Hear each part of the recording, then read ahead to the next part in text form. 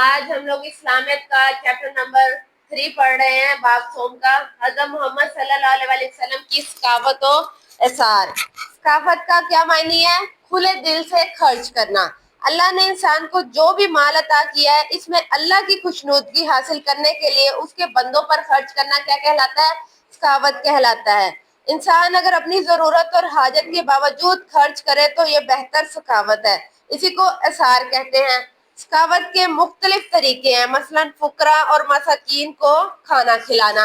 जो गरीब लोग हैं, जो मस्कीन हैं, जिनके माँ बाप नहीं है और नहीं उनके पास रोजगार अच्छा या खाने को नहीं है, ऐसे लोगों को खाना खिलाना। यतीम की परवरिश करना। अगर आपके इर्द गिर्द कोई है ऐसा इंसान जो यतीम है, जिसको पालने वाला कोई नहीं है, तो आप उसकी अच्छी परवरिश करें। बेवाओं की माली मदद करना। कोई औरत अगर बेवा हो जाती है, उसका शौहर इंतकाल कर जाता है, तो उसकी माली मदद करना, ताकि उसे बाहर निकलकर मुश्किल का सामना ना करना पड़े, वो घर में रहे और आप उससे अच्छे से उसकी मदद कर सको। ये सारा कुछ क्यों?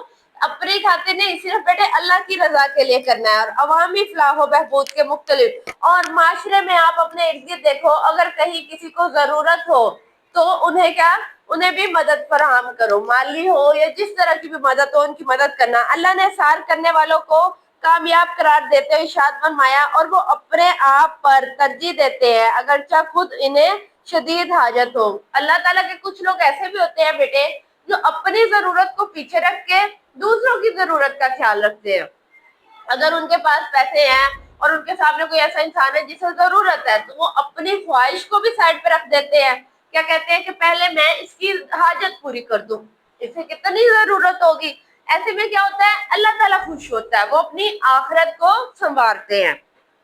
सखी अल्लाह से करीब है, जन्नत से करीब है और लोगों से करीब है। कंजूस अल्लाह और जन्नत से दूर है और आग के करीब है। कंजूस को अल्लाह ताला बिल्कुल पसंद नहीं फरमाता। अल्लाह कहता है अगर मैं तुम्हें अता करता हूँ तो उसे खर्च करो, ठीक है।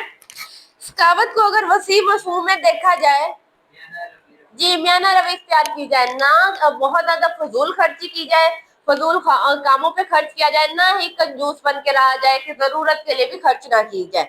इसका वसी मफहूम ये है कि मालो दौलत के साथ साथ इल्म, सेहत, वक्त और दूसरी नेमतों में भी इंसान सखी हो। अगर आप लोग इल्म हासिल कर रहे हो और कोई आपसे कोई पूछ ले कि मुझे ये चीज समझ नहीं आ रही, तो आप उसकी मदद कर दोगे, तो ये भी एक सखावत होगी। कुछ बच्चों में आदत होती है, नहीं मैं तो नहीं बताऊंगा, ये मुझे आता है, मैं इसे क्यों बताऊं, शायद वो मेरे से आगे निकल जाए। तो बेटे इल्म जो है, जितना आप लोग बांटोगे उतना बढ़ता है, ठीक है।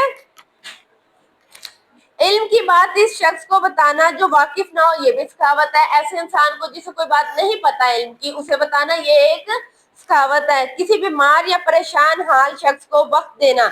अक्सर लोग बेटे आजकल बहुत सारी दुनिया डिप्रेशन का शिकार हो रही है। क्यों? क्योंकि उनके पास कोई होता नहीं है जो उन्हें सुन सके, जो समझ सके। अगर आप अपने इर्द गिर्द ऐसे लोगों को देखते हैं जो अकेले हैं, मायूस है, जिंदगी से तंग आए हुए हैं, तो बेटे उनको थोड़ा सा टाइम दो, उनको सुनो, उनको तसल्ली देना, ये भी सदका है, ठीक है। किसी की मुश्किल में उसकी परेशानी को सुनना एक सदका है, जिससे उसका दिल बहल जाएगा। सेहतमंद आदमी का किसी बीमार, बूढ़े या कमजोर शख्स की मदद करना। अल्लाह ताला ने आपको सेहतमंद बनाया है, सेहत दी है, अल्लाह का शुक्र है। तो आप लोगों को चाहिए कि जो लोग बीमार है, जिन्हें आपकी मदद की जरूरत है, आपकी थोड़ी सी मदद से बेटे अगर किसी की जिंदगी में आसानियां पैदा होती हैं, तो आपको ऐसा करना चाहिए। हजरत उन्स फरमाते हैं,